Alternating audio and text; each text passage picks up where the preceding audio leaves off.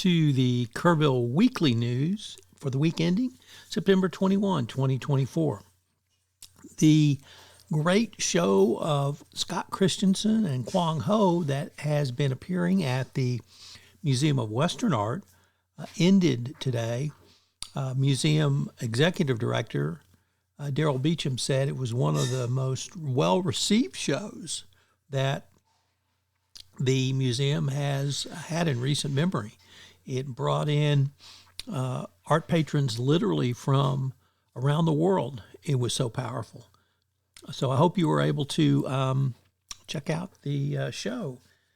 Some of the news this week included a really great piece from the Kerrville Weekly News on local coffee shops.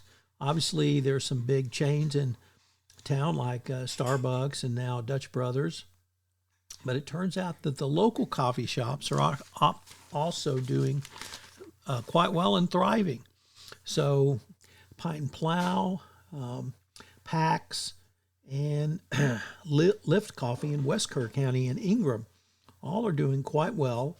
And about many Kerrville patrons have found that going to a local coffee shop can be a real pleasure.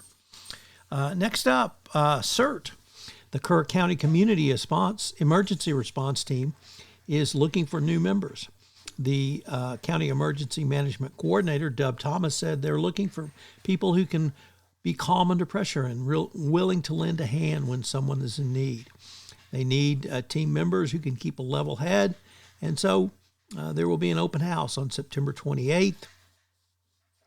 If you're interested in checking out this volunteer opportunity. The Kerr County Commissioners are expected to sign an agreement Monday with developers of a 273-unit multifamily residential development on Holdsworth Drive off Caillou Boulevard. After that, the renamed Bluewood Hillside Heights has until March 2027 to complete construction. This would certainly help the amount of home properties in Kerr County, and it will be a great way to provide affordable and achievable housing for residents in our community. Tivy football had a great win this weekend with a blowout over the Sam Houston Hurricanes in Antler Stadium. From start to finish, the Antlers asserted their dominance, never trailing and showcasing their offensive prowess. After a short, or rather slow, start in the first quarter, the Antlers came alive in the second quarter and exploded for 41 points in that quarter. So, Tivy fight never dies, and the team did incredibly well this week, and we can only hope that they continue to do so.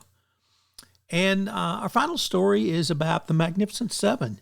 Yes, they opened their show at the Kerrville Arts and Cultural Center last week, and it's been a rousing success to date. On September 21, several of the artists were going to demonstrate their painting techniques by doing live painting at the event.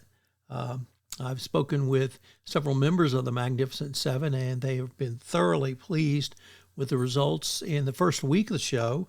It seemed to have gotten a lot of traction in the community. If you are not aware of some of the great local artists in Kerrville, I've got two podcasts for you that might interest you. The first is the Hill Country Artist Podcast, where I talk to a wide variety of artists in our community, highlighting local artists and the work they do and the art they create. And then the Magnificent Seven, where I took a deep dive into their current show at the KACC.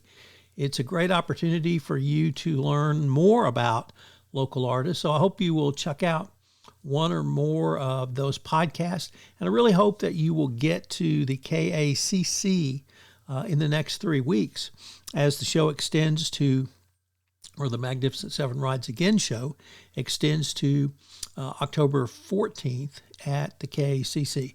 Once again, it's a great show. The artists are usually there on the weekends to visit with you and answer any questions. And it's a great way to introduce yourself to some great local artists. This is Tom Fox. I hope you enjoyed this edition of the Kerrville Weekly News Roundup. This podcast is a production of the Texas Hill Country Podcast Network. If you've enjoyed this podcast, I hope you will subscribe or rate and review this podcast wherever great podcasts are listened to. I hope you'll join Gilbert, Andrew, and myself next week where we take a look at some of the top stories from Kerrville and the surrounding Hill Country area. Thanks so much for listening.